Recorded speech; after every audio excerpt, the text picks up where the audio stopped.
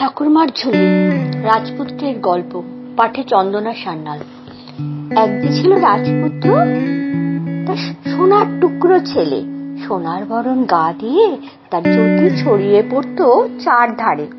রাজা তার গুণে মুগ্ধ, রানী তার স্বভাবে ও ব্যবহারে বিহ্বল। একদিন রাজপুত্র বলল, আমি দেশ ভ্রমণে বের হব। রাজা তার সঙ্গে যাবার জন্য লোক লস্কর দিতে চাইলেন, মণি মাণিক্য দিতে চাইলেন। রাজপুত্র সেসব কিছুই নিতে চাইল না। একাই বেরিয়ে পড়ল, নতুন পোশাক পরে তরবারি হাতে নিয়ে। রাজপুত্র চলেছে, দিন যায় রাত যায়, পার হয়ে যায় মাঠ ঘাট নদ নদী, পার হয় পাহাড় পর্বত। এক সময় সে এক নতুন রাজ্যে গিয়ে পৌঁছালো। কিছু দূর গিয়ে দেখলো এক বিশাল রাজপুরী। বনের মধ্যে এমন এক সুন্দর রাজপুরী দেখে অবাক হয়ে গেল রাজপুত্র। চারধার নির্জন নিথর, বনে কোনো জীবজন্তু নেই, গাছে কোনো পাখি নেই, সিংহ দরজায় কোনো প্রহরী নেই। রাজপুত্র অবাক হয়ে আরো কিছুটা এগিয়ে গেল। ফটক পার হয়ে পুরীর মধ্যে পৌঁছালো। সেখানে কোনো মানুষজন নেই, নিথর নিস্তব্ধ চারিদ্বার। প্রাঙ্গণে হাজির হয়ে থমকে দাঁড়ালো। সামনে হাতি ঘোড়া সেপাই শান্তি লোক লস্কর দাঁড়িয়ে রয়েছে। তারা নড়েও না চড়েও না, ছবির মতো স্থির, সবাই যেন পাথরের মূর্তি। রাজপুত্র তার তরবারি হাতে নিয়ে একে একে সব দিক ঘুরে দেখতে লাগলো। এদিকে যায় সেদিকে যায়, লক্ষ্য পড়ে সব কেমন পাথরের মূর্তি। রাজ দরবারে বসে আছেন রাজা, তার পাথরের মূর্তি। বসে আছে মন্ত্রী, সেও পাথরের। পাত্র মিত্র সিপাই সামন্ত সবই পাথরের। কোথাও কোনো প্রাণীর সাড়া নেই, কোথাও কোনো শব্দ নেই। অবাক হয়ে রাজপুত্র রাজপ্রাসাদের নানা কক্ষে ঘুরতে লাগলো। কোষাগারে ঢুকলো। এরপরে দেখে যে কোষাগারে ঘিয়ের প্রদীপ জ্বলল। সেই ঘিয়ের প্রদীপ জ্বলা আলোতে দেখতে পেল ঝিকমিক করছে মণি মাণিক্য হিরে জহরত সোনাদানা।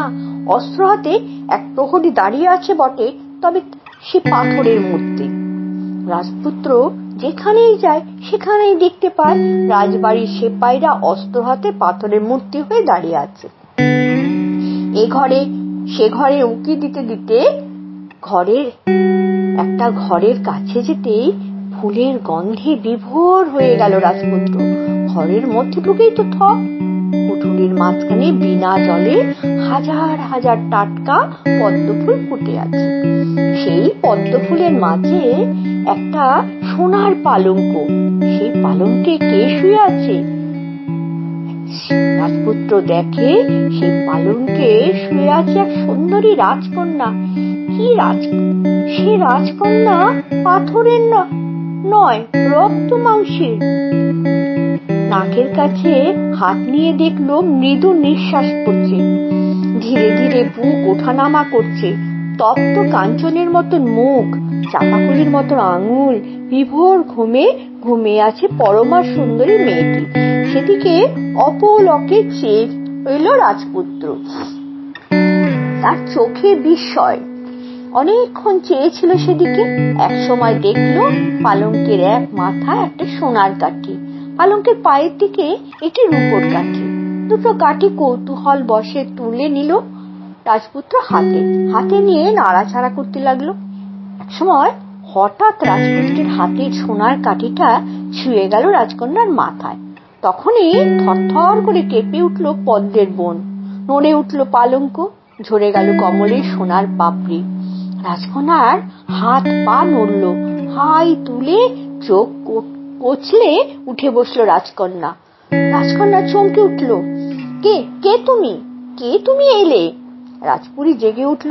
প্রহরী হাঁক ছাড়লো। সিপাহীদের হাতে তরবারি ঝনঝন করে বেজে উঠল। শান্তিরা সতর্ক হলো।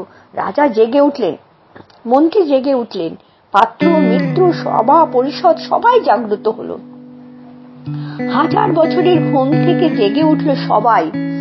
সারা বন সজাগ হলো, গাছের পাতা নড়ল, হাওয়া বইল, পাখিদের কাকলিতে ভরে উঠল বনভূমি। কে কে এলে রাজপুরীতে? কে তুমি? আমাদের সবাইকে জাগিয়ে দিলে। রাজকন্যা বলল, কে কে কে তুমি? রাজা বলল, কোন দেশে রাজপুত্র তুমি? আমাদের মরণ ঘুম থেকে জাগিয়ে দিলে। সভা পরিষদ এবং লোক লস্কর সবাই বলল, এক দৈত্যের রূপোর কাঠির ছোঁয়ায় এই রাজ্য ঘুমে অচেতন ছিল। তুমি কে এসে আমাদের সেই ঘুম থেকে জাগিয়ে তুললে? রাজা বললেন, তোমাকে কি দেব? এই আমার রাজকন্যাকে দেব, সঙ্গে দেব এই রাজত্ব। রাজপুরী সরগরম হলো, চারিদিকে ছোটাছুটি, রাজকন্যার বিয়ে বলে কথা। হাজার বাঁধি বাটনা বাটে, হাজার দাসী কুটনো কোটে। রাজপুরী ঝলমল করে উঠল আলোতে।